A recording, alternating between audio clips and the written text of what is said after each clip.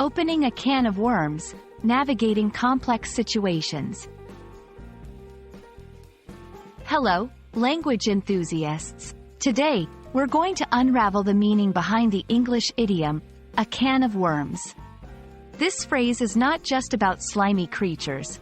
It's about complex and tricky situations. So, let's dive in and understand what it really means to open a can of worms.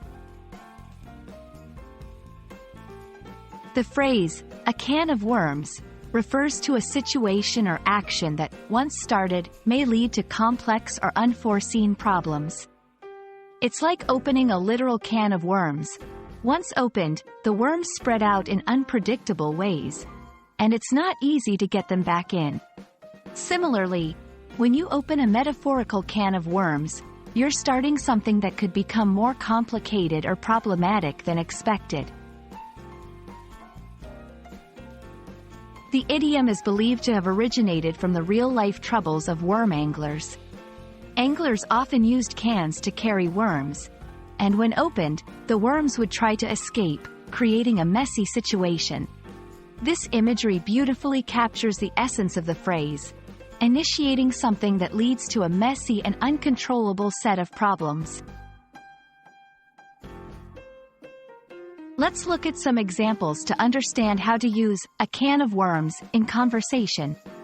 1. The investigation into the company's finances opened up a can of worms, revealing years of corruption. 2. I didn't mean to create a can of worms by asking about the project's budget overrun. In these examples, the phrase is used to describe situations that became more complicated and problematic than originally anticipated.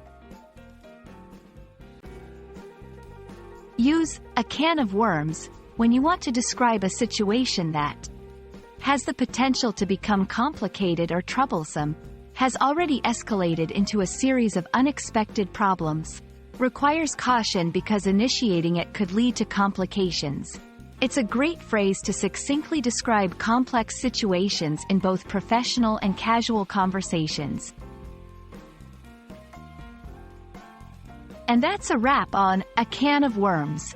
Remember, this idiom is perfect for describing situations that might lead to unforeseen problems and complexities. We hope this video helps you in understanding and using this phrase effectively in your conversations. Keep exploring the fascinating world of idioms, and you'll be a language pro in no time. Happy learning!